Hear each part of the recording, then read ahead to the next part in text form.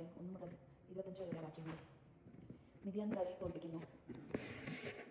ജെറുബ്ബാലും ഗിദെയോനും സംഘവും അതിരാവിലെ എഴുന്നേറ്റ് ഹരോദ് നീരുറവയ്ക്ക് സമീപം പാളയമടിച്ചു.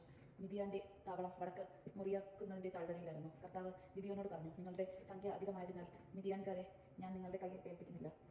സ്വന്തം കൈകൊണ്ട് തന്നെ രക്ഷ പ്രാപിച്ചെന്ന് ഇസ്രായേൽ എൻ്റെ നേരെ നോക്കി വീമ്പടിച്ചേക്കും. അതുകൊണ്ട് ഭയന്ന് വിറയ്ക്കുന്നവർ വീടുകളിലേക്ക് തിരിച്ചു പോയിക്കൊള്ളുക എന്ന് ജനത്തോട് പറയണം. ഗിദെയോൻ അവരെ പരിശോധിച്ചു. 26,000 പേർ തിരിച്ചുപോയി, 14,000 പേർ ശേഷിച്ചു. കർത്താവ് വീണ്ടും ഗിദെയോനോട് പറഞ്ഞു, ജനങ്ങൾ ഇപ്പോഴും അധികമാണ്, അവിടെ ജലാശയത്തിലേക്ക് കൊണ്ടുവരിക. അവിടെ വെച്ച് ഞാൻ അവരെ നിനക്ക് വേണ്ടി പരിശോധിക്കാം. ഇവൻ നിന്നോട് കൂടെ പോരട്ടെ എന്ന് ഞാൻ ആരെപ്പറ്റി പറയുന്നോ അവൻ നിന്നോട് കൂടി വരട്ടെ.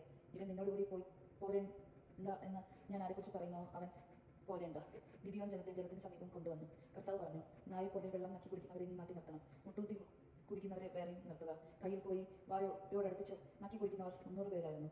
മറ്റുള്ളവർ വെള്ളം കുടിക്കാൻ മുട്ടൂത്തി. കർത്താവ് ഗിദെയോനോട് പറഞ്ഞു, വെള്ളം നക്കി കുടിച്ച 300 പേരെ കൊണ്ട് ഞാൻ നിങ്ങളെ വീണ്ടെടുക്കും. മിദ്യാൻകാരെ നിന്റെ കൈകളിൽ ഏൽപ്പിക്കാം. മറ്റുള്ളവർ തങ്ങളുടെ കണങ്ങളോട്ട് പോട്ടെ. അവർ ജനത്തിൽ നിന്ന് കാഹളവും ഭരണങ്ങളിൽ ശേഖരിച്ചു. 300 പേരെ നിർത്തിയിട്ട് ബാക്കി ഇസ്രായേലിനെ സ്വന്തം കൂടാരത്തിലേക്ക് തിരിച്ചയച്ചു.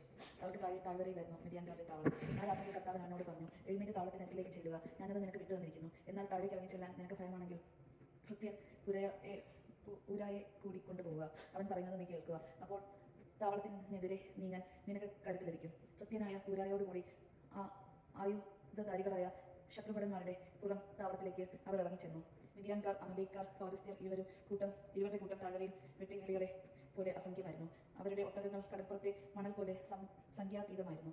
ഗിദെയോൻ ചെല്ലുമ്പോൾ ഒരാൾ സ്നേഹിതനോട് ഒരു സ്വപ്നം വിവരിക്കുകയായിരുന്നു. അവൻ പറഞ്ഞു, ഞാനൊരു സ്വപ്നം കണ്ടു. മിദ്യാൻകാരുടെ താവളത്തിലേക്ക് ഒരു ബലിയർപ്പണം ഉരുണ്ട് വന്ന കൂടാരത്തിന്മേൽ തട്ടി കൂടാരം മേൽക്കീഴായി മറന്ന നിലം പരിചയമായി. അവന്റെ സ്നേഹിതൻ പറഞ്ഞു, ഇത് ഇസ്രായേലിയനായ യോവാഷിന്റെ പുത്രൻ ഗിദെയോന്റെ വാളല്ലാതെ മറ്റൊന്നുമല്ല. അവന്റെ കൈകളിൽ ദൈവം മിദ്യാൻകാരെയും സൈന്യത്തെ ഏൽപ്പിച്ചിരുന്നു. സ്വപ്നവും അതിന്റെ വ്യാഖ്യാനവും കേട്ടപ്പോൾ ഗിദെയോൻ ദൈവത്തെ വണങ്ങി. അവൻ ഇസ്രായേലിന്റെ താവളത്തിലേക്ക് തിരിച്ചു എന്ന് പറഞ്ഞു, എഴുന്നേൽക്കുവിൻ, കർത്താവ് മിദ്യാൻ സൈന്യത്തെ നിങ്ങളുടെ കരങ്ങളിൽ ഏൽപ്പിച്ചിരിക്കുന്നു. അവനെ 300 പേരെ 3 ഗണമായി തിരിച്ചു. അവരുടെ കൈകളിൽ കാഹളങ്ങളും ഒഴിഞ്ഞ ഭരണികളും പന്തളങ്ങളും കൊടുത്തുകൊണ്ട് പറഞ്ഞു, എന്നെ നോക്കുവിൻ, ഞാൻ ചെയ്യുന്നതുപോലെ ചെയ്യുവിൻ. പാളയത്തിന്റെ അതിർത്തിയിൽ ചെല്ലുമ്പോൾ ഞാൻ ചെയ്യുന്നതുപോലെ നിങ്ങളും ചെയ്യണം. ഞാനും എൻ്റെ കൂടെ ഉള്ളവരും കാഹളം മുഴകുമ്പോൾ പാളയത്തിന്റെ എല്ലാ ഭാഗങ്ങളിലും കാഹളം മുഴക്കി കർത്താവിന് ഗിദെയോനും വേണ്ടി എന്ന് ഉദ്ഘോഷിക്കണം. മധ്യാമാരം ഭടന്മാർ കാവൽ മാറുമ്പോൾ ഗിദെയോനോട് കൂടി 100 പേരും പാളയത്തിന്റെ അതിർത്തിയിലെത്തി. അവർ കാഹളം മുഴക്കി. കയ്യിലുണ്ടായിരുന്ന ഭരണികൾ ഇടിച്ച് 3 ഗണങ്ങളും കാഹളം മുഴക്കി. ഭരണികൾ ഇടിച്ച് ഇടത് കൈയിൽ പന്തവും വലത് കൈയിൽ കാഹളവും പിടിച്ച് കർത്താവിന് ഗിദെയോനും വേണ്ടി ഒരു വാൾ എന്ന് അവർ ആർത്തു വിളിച്ചു. താവളത്തിന് ചുറ്റും ഓരോരുത്തരും തങ്ങളുടെ സ്ഥാനങ്ങളിൽ നിന്ന് ശത്രുസേന ഓടിപ്പോയി. അവർ നിലവിളിച്ചുകൊണ്ട് ഓടി രക്ഷപ്പെട്ടു. ആ 3 കാഹളങ്ങൾ മുഴങ്ങുമ്പോൾ തന്റെ കൂട്ടുകാരനെയും സഹയോദ്ധാക്കളെയും വാളുകൊണ്ട് വെട്ടാൻ കർത്താവ് പാളയത്തിലെ ഭടന്മാരെ പ്രേരിപ്പിച്ചു.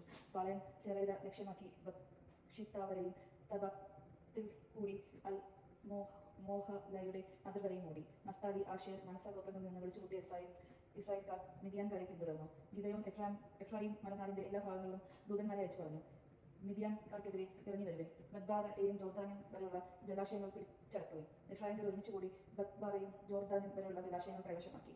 മിദ്യാനെ പിന്തുടരവേ ഒറേബ്, സേബ് എന്നീ മിദ്യാൻ പ്രഭുക്കളെ അവർ പിടികൂടി.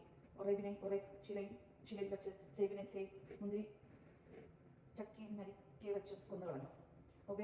ഒറേബിന്റെയും സേബിന്റെയും തലകൾ അവർ ജോർദാന്റെ അരികെ ഗിദെയോന്റെ അടുത്ത് കൊണ്ടുചെന്നു. യോജമാൻ നാം കേട്ടുക, നമുക്ക് ദൈവത്തെ സ്തുതിക്കാം. സ്തുതി.